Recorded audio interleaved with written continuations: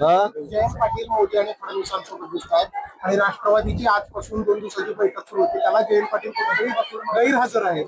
तर शरद पवारांच्या बैठकीला स्वतः शरद पवार साहेब बैठक घेतात, जयंत पाटील गैरहजर आहेत. आणि मागील काही दिवसात फडणवीस आणि मोदींसोबत दिसतात. काय नक्की चाललंय? कारण असेल त्याची तब्येत खराब असेल, आजकाल फ्लू चाललेला आहे, डेंग्यूची साथ चाललेली आहे, त्यामुळे तापही खूप वाढलेला आहे. त्यामुळे मला असं वाटतं की कदाचित तब्येतही खराब असेल. आता मला माहित नाही ते का गैरहजर आहेत का नाही हे मला माहित नाही, पण कदाचित काहीतरी तब्येतीचं कारण असेल किंवा काही वैयक्तिक कारण असेल, मला ते माहिती नाही. आंदोलन पुन्हा झडपी पंचायत समिती यावर होणार मैदानात आणि एखादी झडपी निवडून महाराष्ट्रामध्ये एखादी राऊतांना मी सांगेल फक्त एखादी 35, 20, 30, 32 सांगणार नाही मी त्यांना, 25, 20 सांगणार नाही, 10 सांगणार नाही. एखाद दुसरी आणा निवडून किंवा आणले ठाकरेंचं झाला इथे जिल्हा परिषद अध्यक्ष दाखवा बरं एखादी. मी मागच्या वेळेला सांगितलं होतं महापालिका 17 आहेत, उद्धवजींनी फक्त एक आणावी राऊतांनी मिळून एका ठिकाणी कॉन्सन्ट्रेट करा, फार ठिकाणी बडबड करू नका. कुठे काय आलं? एक सुद्धा महापालिका निवडून आली नाही. संजय राऊत आज नाशिकच्या दौऱ्यावर आहे. नाशिक दौऱ्यात ते म्हणतात की मुख्यमंत्री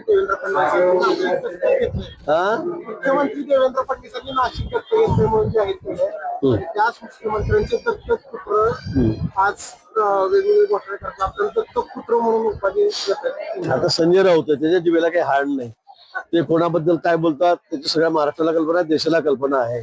ते पंतप्रधानांवर काय बोलतात, ते सर्वोच्च न्यायालयाचे न्यायाधीशांवर काय बोलतायत, ते इलेक्शन कमिशनवर काय काय बोलतायत, त्याच्या जीवेला कुठे हाड नाही. त्यांना काय बोलायचं ते बोलू द्या, आम्ही आमचे कामं करतो. पण मी यांना तेच सांगणार आहे की एवढी बडबड करून तुमच्या पत्रामध्ये पडत नाही.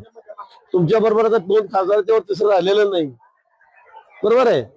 आमदार आहेत ते सगळे सोडून गेलेत. आता महापालिकेचे नगरसेवक आहेत मुंबईचे, ते सुद्धा नगरपालिका तुमच्याकडे नाही. भाजप बडबड करायची तेवढंच काम त्यांच्याकडे राहिलेलं आहे. बाकी त्यांच्या मागे कुठलाही जनाधार राहिलेला नाही. ते अतिशय म्हणजे असे वैतागलेले मला दिसत आहेत. आणि म्हणून वाटेल तशी भाषा की जी टीव्हीवर तुम्ही दाखवू शकत नाही अशा भाषेमध्ये, शिवराळ भाषेमध्ये शिवीगाळ करून त्या ठिकाणी बोलतायत. त्यामुळे तर त्यांना किती गंभीरतेने घ्यावं हे तुम्ही ठरवायचं.